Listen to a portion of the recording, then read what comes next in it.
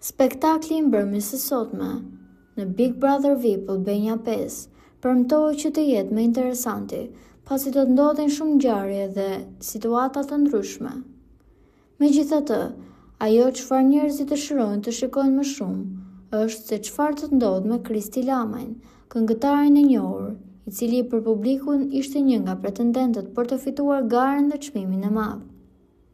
Për ata që nuk e din, produksioni ka postuar në rrjetet sociale, më saktë në Instagram, një foto dhe në të një mbishkrim ku thotë: Kristi përjashtohet nga shtëpia përfundimisht, dhe kjo gjë ka shokuar jo vetëm publikun, por edhe banorët brenda, të cilët nuk e dinin se Kristi është larguar dhe arsyen pse. Megjithatë, do të mbetet që kjo gjë të shikohet ditën e sotme në Prime, ku mendohet që Kristi të jetë i ftuar dhe të shpjegojë situatën vet, apo produksioni të tregojë pamjet e kamerave, të cilat deri më tani janë të fshehura.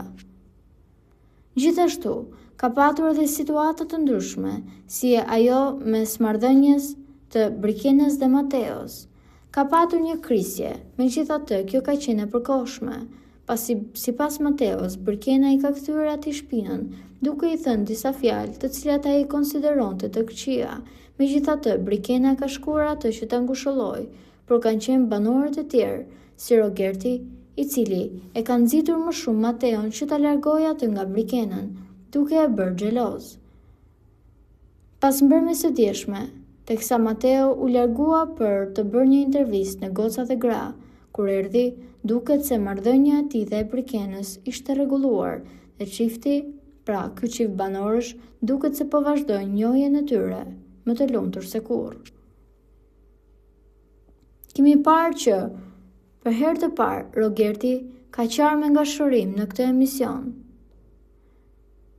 Atë e kemi parë gjithmonë, të fortë, por edhe shumë ofendues, dhe nuk e lë asnjëherë egon të ulet poshtë. Megjithatë, ai ka qarë me të madhe në obor për djalin e tij.